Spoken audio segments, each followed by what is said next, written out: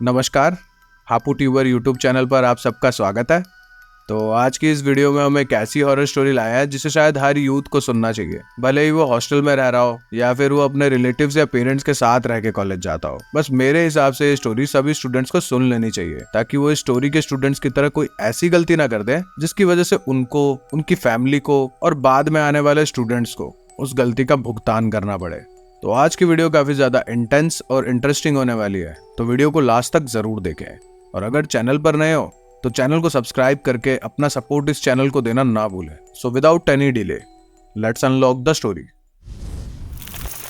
तो ये कहानी है ओडिशा के एक जूनियर इंजीनियरिंग कॉलेज यानी डिप्लोमा के 4 स्टूडेंट्स की, जिनकी आइडेंटिटी या कॉलेज का नाम मैं कुछ प्राइवेसी के चलते नहीं बता सकता, पर ये कहानी बेस्ड है एक सच्ची घटना पर। ये कहानी शुरू होती है उस जूनियर इंजीनियरिंग कॉलेज में पढ़ने वाले 4 लड़कों से, जिनमें से 3 लड़के अलग अलग स्टेट से डिप्लोमा करने उड़ीसा आए थे और एक लड़का कॉलेज के पास अपनी फैमिली के साथ रहा करता था। बाकी के 3 लड़के अलग अलग स्टेट से बिलोंग करते थे, जैसे कि एक वेस्ट बंगाल से, एक टाटा जमशेदपुर से और एक रांची से बिलोंग करता था। बेसिकली वो चारों एक ही ब्रांच में भी पढ़ा करते थे। शुरुआत में वो चारों एक दूसरे के बिल्कुल ही अननोन हुआ करते थे, पर डिप्लोमा के फर्स्ट सेमेस्टर के एग्जाम के आसपास उन चारों दोस्तों में दोस्ती होनी चालू हो गई थी। धीरे धीरे वो चारों एक ग्रुप बना के कॉलेज आया करते और साथ में क्लास में बैठकर पढ़ा करते थे। शुरुआत के 3rd सेमेस्टर तक उन चारों की दोस्ती सिर्फ कॉलेज तक ही सीमित हुआ करती थी, जिनमें वो चारों साथ में पढ़ा करते और कई बार कॉलेज बंक करके घूमने जाया करते थे। और साथ ही उन चारों की दोस्ती इतनी ज्यादा गहरी और फेमस हो गई कि पूरे कॉलेज में उन चारों के ग्रुप को एक अच्छे दोस्तों का ग्रुप कंसिडर किया जाने लगा। 4th सेमेस्टर के एंड के आसपास उन चारों में से जो 3 बाहर से बिलोंग करते थे, उन्होंने डिसाइड किया कि वो एक ही रूम में रहेंगे और ठीक उन्होंने 4th सेमेस्टर के एग्जाम होने से पहले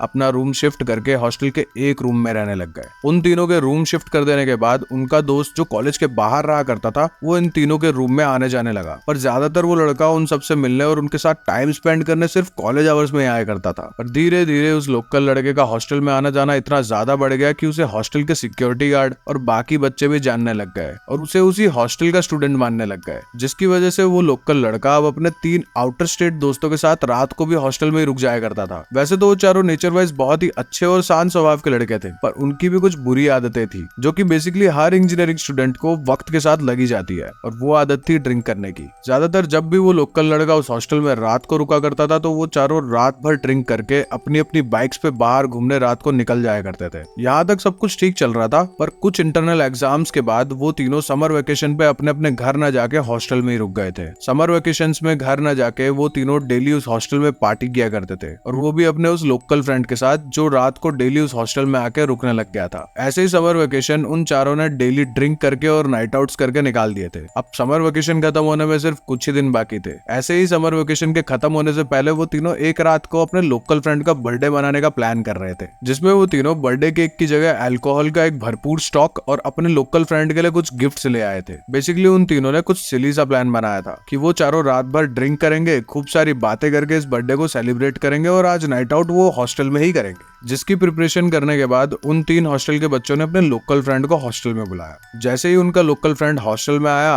वैसे ही उन तीनों ने अपने लोकल फ्रेंड को ये सरप्राइज पार्टी देके शॉक कर दिया और साथ में उसे उसके बर्थडे के गिफ्ट्स भी दिए। बर्थडे फॉर्मेलिटीज के बाद वो चारों ड्रिंक करने बैठ गए। थोड़ी बहुत ड्रिंक करने के बाद रांची वाले फ्रेंड ने उस लोकल फ्रेंड को अपने गिफ्ट को खोलने के लिए कहा। उस गिफ्ट को खोलने के बाद उन चारों फ्रेंड्स में से बाकी 3 फ्रेंड्स काफी ज्यादा हंसने लगे और रांची वाले फ्रेंड का मजाक बनाने लगे, और साथ ही ये कहने लगे कि ये क्या है, इसे कौन गिफ्ट देता है, बेकार है ये चीज, सब अंधविश्वास है। क्योंकि उस गिफ्ट में ओयूजा बोर्ड था, जिसे उस रांची वाले फ्रेंड ने एक पुराने सामान बेचने वाले की दुकान से खरीदा था। ऐसे ही रात में काफी देर तक वो चारों पार्टी करते रहे और एक दूसरे से बात करते रहे, पर काफी ज्यादा ड्रिंक कर देने की वजह से वो चारों ज्यादा देर ना जाग के सो गए। अब समर वेकेशन खत्म होने और कॉलेज खुलने में सिर्फ 10 दिन बचे थे, पर उन चारों की डेली मस्ती बंद नहीं हुई थी। वो चारों डेली सेम रूटीन फॉलो किया करते थे, ड्रिंक करना और नाइट आउट करना। पर समर वेकेशन खत्म होने और कॉलेज खुलने से 10 दिन पहले जब एक रात को वो चारों बैठ के ड्रिंक कर रहे थे, तो उस रात काफी तेज बारिश होने लगी, जिसकी वजह से वो चारों ड्रिंक करके कहीं बाहर नहीं जा पाए। तभी रांची वाले फ्रेंड ने बाकी 3 फ्रेंड्स को सजेस्ट किया कि चलो ओयूजा बोर्ड निकालते हैं और उससे यूज करने की कोशिश करते हैं, क्योंकि रांची वाले फ्रेंड ने उस बोर्ड के ऊपर थोड़ी बहुत रिसर्च करी थी और इंटरनेट से उस बोर्ड को यूज करने का तरीका सीख लिया था। ये बात सुन के सब हंसने लगे और फिर से रांची वाले लड़के का मजाक बनाने लगे और कहने लगे ये सब झूठ होता है, ये कुछ काम नहीं करता क्योंकि भूत प्रेत जैसी कोई चीज ही नहीं होती। उनकी ये बात सुन के रांची वाले फ्रेंड ने उनको कहा कि कोई बात नहीं, ट्राई कर लेते हैं, अगर काम नहीं किया तो टाइम तो स्पेंड होगा, और अगर काम कर जाता है तो स्पिरिट से हमारे समर वेकेशन से पहले हुए एग्जाम का रिजल्ट पूछ लेंगे। रांची वाले फ्रेंड की इस बात से सब एग्री हो गए क्योंकि वो सब बाहर नहीं जा सकते थे तेज बारिश की वजह से। इसलिए उन्होंने ओयूजा बोर्ड खोला और उस बोर्ड के किसी भी फॉर्मेलिटी को ना मानते हुए उन्होंने उस बोर्ड का प्रोसेस चालू कर दिया। इवन वो चारों उसी बोर्ड के पास बैठकर ड्रिंक भी कर रहे थे। काफी टाइम तक ओयूजा बोर्ड पे स्पिरिट को बुलाने के बाद उन चारों को कोई भी मूवमेंट नहीं दिखाई दी, जिसकी वजह से बाकी 3 फ्रेंड्स ने रांची वाले फ्रेंड का दोबारा से खूब मजाक बनाया और अपना सोने चले गए। आधी रात को जब उन दोस्तों में से एक दोस्त उठा और हॉस्टल के वॉशरूम गया तो उसे वॉशरूम में से एक लड़की की आवाज आई। वो आवाज काफी ज्यादा अजीब थी,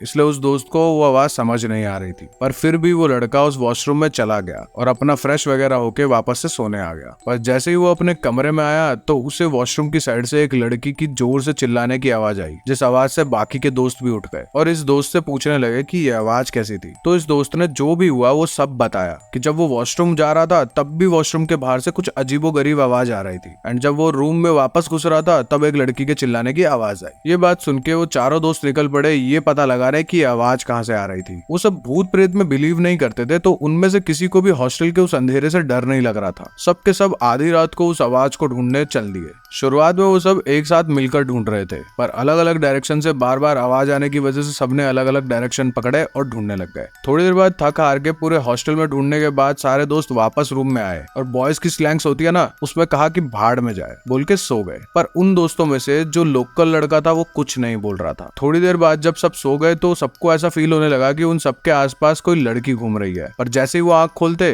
तो कोई भी नहीं होता था। थोड़ी देर तक यही सब होता रहा, फिर वो चारों आराम से फाइनली सो गए। नेक्स्ट डे सुबह जब सब उठे तो लोकल लड़के को काफी तेज बुखार हो गया था। उस लोकल लड़के को बुखार इतनी तेज था कि वो अपने मुंह से कोई शब्द भी नहीं निकाल पा रहा था। ये चीज देख के बाकी के 3 दोस्तों ने मिलकर उस लोकल लड़के को मेडिसिन लाके दी और उसके घर पे बोल दिया कि आज वो पढ़ाई करने के लिए हॉस्टल में रुक रहा है। उस लोकल लड़के घर वाले उन तीनों पे काफी ज्यादा ट्रस्ट करते थे, इसलिए वो मान गए। शाम तक जब बुखार कम होने की जगह बढ़ता चला गया तो सारे दोस्तों ने फाइनल किया कि वो इसे हॉस्पिटल लेके जाएंगे, क्योंकि वो लोकल लड़का ना कुछ खा रहा था ना ही कुछ बोल रहा था, बस बुखार में पड़े पड़े सब देख रहा था। उस लोकल लड़के की ऐसी हालत को देखकर बाकी 3 दोस्तों ने एक ऑटो बुलाया और उस ऑटो में बिठा के उस लड़के को हॉस्पिटल ले गए। हॉस्पिटल जाने के बाद डॉक्टर ने भी उसके बुखार को एक नॉर्मल बुखार बताया और दवाई देके वापस भेज दिया। हॉस्टल वापस आ जाने के बाद भी वो लोकल लड़का कुछ खा नहीं रहा था, पर फिर भी इन तीनों दोस्तों ने जबरदस्ती थोड़ा सा खिलाया और दवाई देके सुला दिया। रात होने के बाद प्रीवियस नाइट की तरह हॉस्टल के वॉशरूम से एक लड़की के चिल्लाने की आवाज आई। इस लड़की के चिल्लाने की आवाज से अब ये तीनों काफी ज्यादा परेशान हो चुके थे।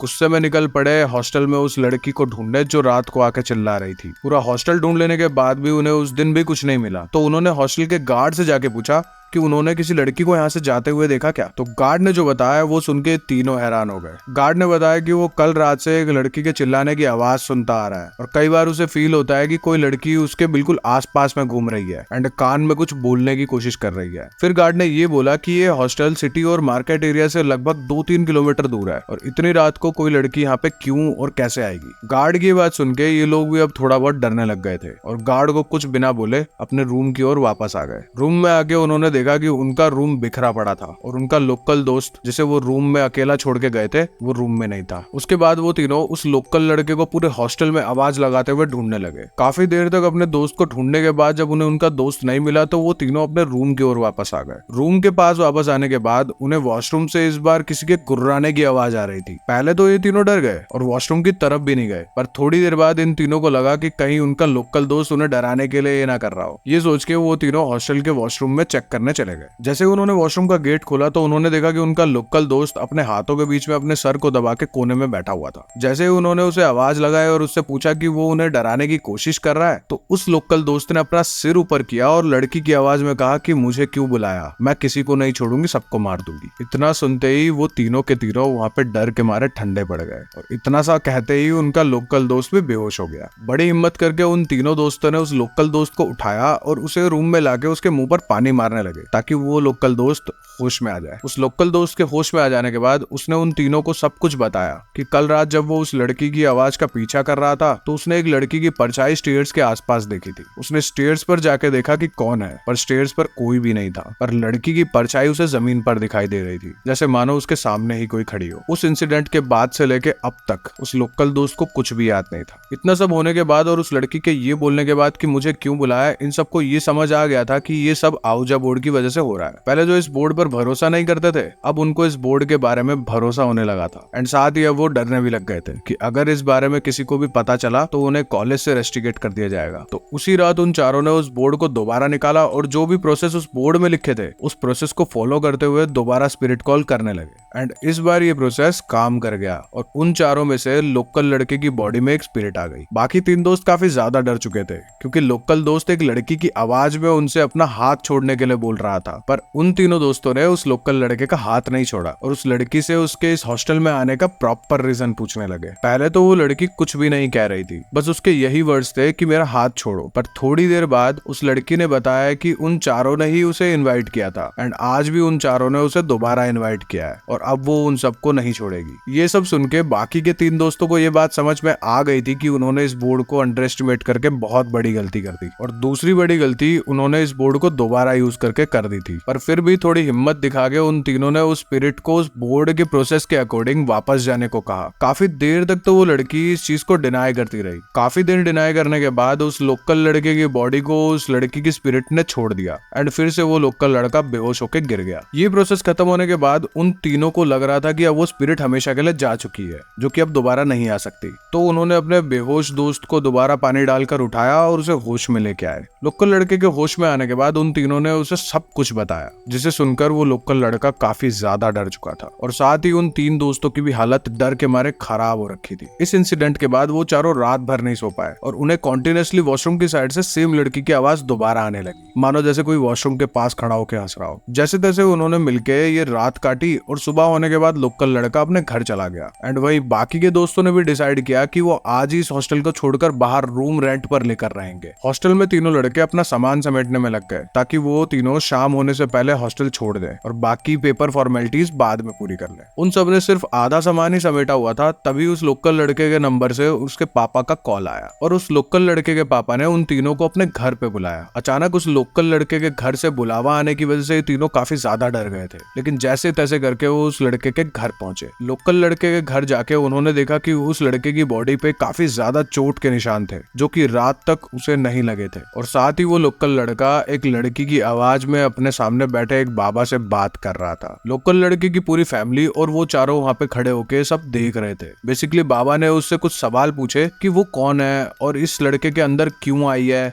और क्या चाहती है। तो लोकल लड़के की बॉडी में लगी स्पिरिट ने बताया कि वो उसी इंजीनियरिंग कॉलेज की एक बहुत पुरानी स्टूडेंट हुआ करती थी, जिसका उसी हॉस्टल के कुछ बच्चों ने मिलकर रेप किया और काफी बेदर्दी से उसे मार दिया था। एंड काफी टाइम से वो अपना बदला लेने के लिए वहां घूम रही थी, पर वो स्पिरिट हॉस्टल के अंदर नहीं जा पा रही थी। लेकिन एक रात इन चारों ने उस स्पिरिट को अंदर जाने के लिए इन्वाइट किया थ्रू द आउजा बोर्ड। तो वो स्पिरिट हॉस्टल के अंदर तो आ चुकी थी, पर उसका रेप करने वाले और उसको मारने वाले वहां पर नहीं मिले। जिसके बाद उस स्पिरिट ने यह डिसाइड किया कि वो इन चारों को मार के अपना बदला पूरा करेगी। क्योंकि वो बोर्ड उस लोकल लड़के की थी, तो वो स्पिरिट उस लड़के की बॉडी में रह के अपना बदला लेना चाहती थी और बदला लेने के बाद वो इस लड़के को भी मार देना चाहती थी। ये सब सुन के उस लोकल लड़के की फैमिली और वो तीन दोस्त काफी ज्यादा डर गए। हालांकि उन चारों ने माफ ना करने वाली गलती करी थी, पर उस लोकल लड़के की फैमिली ने इन तीनों दोस्तों को बहुत अच्छा माना था, इसलिए उन्होंने इन तीनों को कुछ भी नहीं कहा। इवन उन्होंने अपने बच्चों की तरह ही इन्हें ट्रीट भी किया। उसके बाद उस बाबा ने कुछ रिचुअल्स और कुछ प्रोसेस उस लोकल लड़के की फैमिली को बताया ताकि उस लोकल लड़के को स्पिरिट से फ्री किया जा सके। एंड उन तीनों को भी इसलिए ही बुलाया था ताकि उन तीनों को भी सेव किया जा सके। सारे रिचुअल्स एंड पूजा पाठ खत्म होने के बाद उस बाबा ने उन चारों के गले में एक एक हनुमान जी का ताबीज और एक एक तांबे का कड़ा पहनाया एंड उन तीनों के साथ मिलकर उस हॉस्टल के रूम में गए जहाँ पर ये स्पिरिट कॉल हुआ था। उस हॉस्टल रूम में जाने के बाद उस बाबा ने बाकी के पेंडिंग प्रोसेस को कंप्लीट किया ताकि वहां पर भी स्पिरिट का ज्यादा इफेक्ट ना पड़ पाए।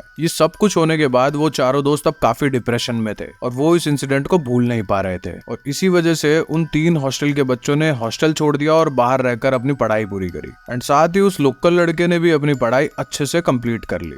लेकिन सबसे अच्छी बात ये थी कि इस इंसिडेंट के बाद भी उन चारों की दोस्ती नहीं टूटी, बल्कि आज भी ये चारों दोस्त इतने अच्छे दोस्ती हैं जैसे कॉलेज टाइम पर हुआ करते थे। पर आज भी उन चारों को कई बार रात को सोते वक्त ऐसा फील होता है कि उनके पास कोई लड़की घूम रही है, और कई बार उन्हें बुरे बुरे सपने भी आते हैं। बट बाबा के किए रिचुअल्स एंड पूजा के बाद उन चारों के साथ इन सपनों और अजीब एहसास के अलावा और कुछ भी नहीं हुआ। लेकिन आज भी उस हॉस्टल में रहने वाले कई सारे बच्चों का कहना है कि उन्होंने उस हॉस्टल में रात के वक्त एक लड़की के रोने, चिल्लाने, हंसने की आवाजें सुनी है, पर उस हॉस्टल में इन आवाजों के अलावा कभी भी कोई और इंसिडेंट सुनने के लिए नहीं मिला। बाकी मेरे हिसाब से उस बाबा और उस लोकल लड़के की फैमिली ने हॉस्टल जाके जो प्रोसेस किया वो वाकई काबिले तारीफ था। नहीं तो ज्यादातर केसेस में लोग अपने बच्चे के बारे में ही सोचते हैं कि अपना बच्चा ठीक है, सब ठीक है, पर उस लोकल लड़के की फैमिली और बाबा ने जो मिलकर उस हॉस्टल के बच्चों की सेफ्टी के लिए किया वो वाकई काबिले तारीफ था। आई होप स्टोरी आप सबको काफी ज्यादा पसंद आई होगी। तो इस स्टोरी के थ्रू ये मैसेज है कि लाइफ में कुछ भी करो, जैसे भी एक्सपीरियंस लेने हैं लो, क्योंकि लाइफ में एक्सपीरियंस काफी ज्यादा जरूरी होते हैं। बट कभी भी ऐसी चीजों को ना छेड़ो और ना ही इन्हें किसी भी तरीके से इनवाइट करो, क्योंकि जैसे इन चारों ने उस बोर्ड को अंडर एस्टिमेट किया और दूसरी दुनिया में घूम रही स्पिरिट को इनवाइट कर दिया,